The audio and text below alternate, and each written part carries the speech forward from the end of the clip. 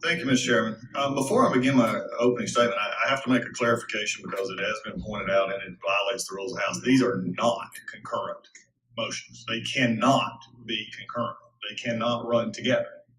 According to the rules of the House, they cannot run concurrent. It's not, and in fact, it's not in the motion, but I'm just making the statement based on your opening statement that these cannot run concurrent. And that has been discussed this week in depth. And so I want to make it very clear to the committee that these cannot run concurrent. These are two separate hours that we're discussing. They're not concurrent. They're not concurrent. So just as awareness here, this is 2 more hours we're adding on to this committee. And like I said, for the first hour, we had no problem with it. I mean, the members can do that. And that's what, but I want to make it pointed out, it's not part of the motion and it is not concurrent as we go forward. So with that, last week while we were off, I had to do my annual training, part of my annual training in the Air Force. And so I was sitting ahead and I looked ahead at my schedule. I got back into my room that night and I looked ahead and I said, this is going to be a good week in Judiciary Committee. We're going to have markups.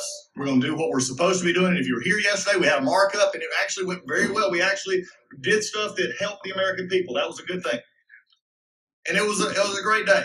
Even today, even in a bill which I disagree with, but that's part of Congress, that's part of the debate, and that's part of the negotiation, is there's a bill we're going to mark up, eventually I'm assuming we'll mark up, that will go to the floor. That's a good thing. That's what this committee is supposed to do. And on Thursday, we were finally going to get, tomorrow, we were going to get to talk to the Attorney General and ask questions. And even to the point of making sure that both sides had as much time, as much as we could get and do whatever we needed to do.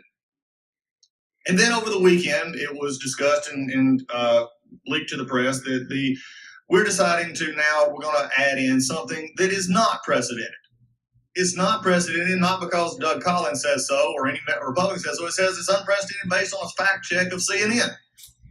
It has not been a precedent for this committee to use staff in a full hearing in this Judiciary Committee. In fact, everything that was just laid out by the chairman just a few moments ago, he listed 2 incidents of impeachment. He listed the impeachment of a select committee, which is different rules. He listed also Dan Burton in the House Oversight Committee, which again is not the Judiciary Committee.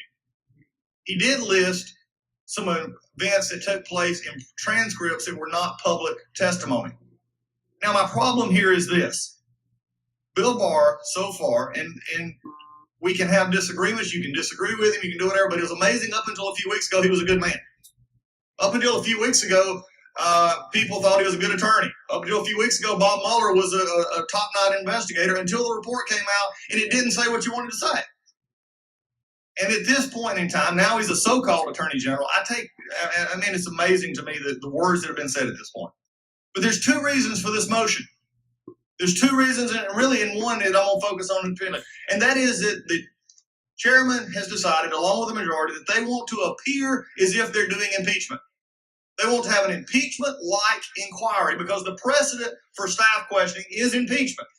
But the problem is they can't bring themselves to bring impeachment. They can't bring themselves to take one of the resolutions that's already been addressed on the Democratic side to bring it to this committee and open impeachment. If that's what they want to do, open it up. We then go to the separate battles and we begin this process. But instead, we want the appearance of impeachment to supply our base, to talk to others, to impugn integrity, to do whatever so that we can smear the president ahead of a 2020 election. There's no precedent here that we're looking at that can say this. We just simply want to do it. But there's another area that really bothers me here because I have had the privilege of sitting on this committee for 6 years. I have watched on the other side some very good members ask questions. Steve Cohen from Tennessee, I've watched him blister witnesses. Mr. Raskin from Maryland, I've watched and shuddered that I wouldn't want to be on the other side of that questioning. Mr. Cicilline, Mr. Jeffries, I've been impressed with our new members who've been on this committee. You can do this. Why would you want to say something that a staff member can do it better than you can? If a staff member wants to ask questions, run for Congress. Put your money down, take a chance, and run for Congress. I was told earlier this week that we're doing staff questioning because it streamlines questioning and saves time. Wrong. It adds another hour. It can't streamline questioning because it's at the end. Really, let's be honest, with lawyers in the room, what we're doing is we're trying to put a staff member at the end to try and catch the Attorney General in saying something that he can then be asked about later. This is all this is.